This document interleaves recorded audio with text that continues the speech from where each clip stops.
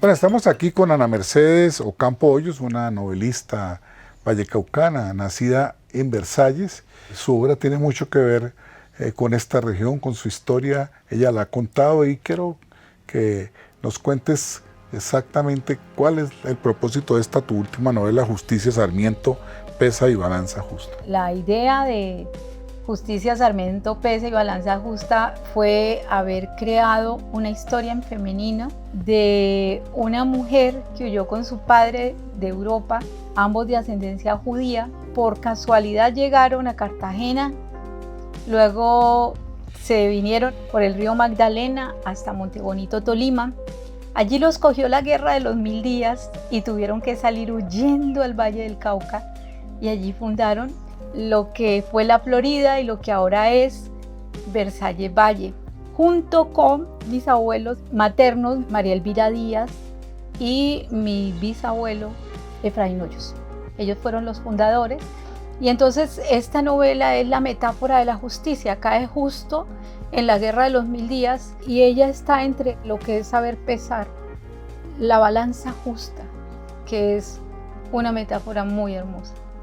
Bueno, esta historia, en el desarrollo de su trama, es central la guerra de los 1000 días. El abuelo me contó que vinieron huyendo de la guerra de los 1000 días y que él pasó escondido en una alcantarilla por 20 días, cuando tenía 7 años. Entonces yo me preguntaba, desde mis 10 años que él me contó la historia, yo decía, pero ¿cómo un niñito va a estar escondido porque se lo iban a llevar a la guerra?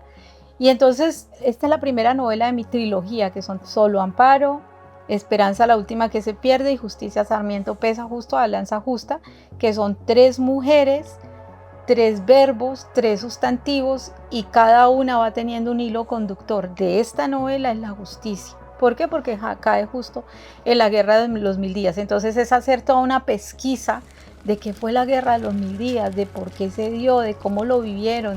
Y era eso que nos decían, que tenían que quitar el cuero de los asientos y hacer caldo con ello porque no había sal, no había comida. Fue una guerra sangrienta, fue lo peor que nos pudo haber pasado. Tanto así que le preguntaban a Onías Obando, uno de los personajes de la novela, que qué fue la guerra de los 1000 días.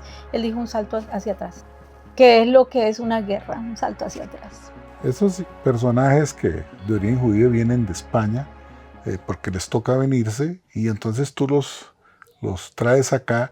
Hay una llegada muy linda a Cartagena y después por el río Magdalena hasta llegar al Tolima, para que cuentes todo eso tan hermoso que es de los asuntos que explican todo el periplo en América.